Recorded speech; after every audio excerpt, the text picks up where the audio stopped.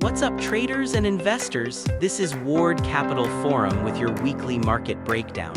If you missed what happened last Friday, you missed one of the most important market pivots of the year. We're talking about a complete 180 in Fed policy expectations that sent the S&P 500 to its best day since May. Let's break this down step by step. Just 5 trading sessions ago, we were in the middle of the longest losing streak since January. Traders were getting cold feet about rate cuts, institutions were pulling back positions, and the bears were starting to circle. Then Friday's economic symposium changed everything. Federal Reserve officials essentially gave markets the green light they've been waiting for. The key phrase, current conditions may warrant adjusting policy stance. In Fed speak, that's basically saying, yeah, we're cutting rates in September. The reaction was immediate and decisive. Banks shot up 4%, transportation stocks gained 3%, and even the beaten-down semiconductor sector bounced back over 3%. But here's where it gets really interesting. All of this is setting the stage for Wednesday's main event, Nvidia earnings. And folks, this isn't just another quarterly report. Here are the numbers that'll blow your mind. Nvidia now represents 8% of the entire S&P 500's market cap. That's the highest concentration for any single stock since 1981. Even crazier. This one company has contributed over 25% of the S&P's total gains this year.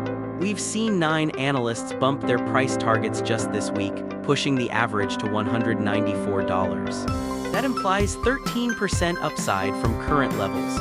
But here's our contrarian take at Ward Capital Forum. When consensus gets this bullish and positioning becomes this crowded, even good news might not be enough. From a technical standpoint, we're seeing some fascinating sector rotation patterns. The broad-based rally on Friday wasn't just about tech, banks, transports, and cyclicals all participated. Meanwhile, defensive sectors like consumer staples fell 1.6%. This week's economic calendar is loaded. Friday's PCE data, the Fed's preferred inflation gauge, is expected to tick up to 2.9%. Normally, that would spook markets, but with rate cuts already telegraphed, traders seem prepared to look past modest inflation increases. The real wildcard, labor market data throughout the week. Fed officials specifically cited employment weakness as justification for potential cuts, so any deterioration could accelerate expectations. Here's our Ward Capital Forum perspective. We're witnessing classic late-cycle dynamics where monetary policy becomes the primary market driver. This creates opportunities, but it also amplifies volatility. The key isn't whether the Fed cuts in September. That seems increasingly likely. It's how markets react to reality versus expectations.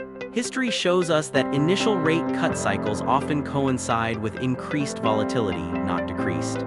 For our community, this means staying disciplined with position sizing and risk management.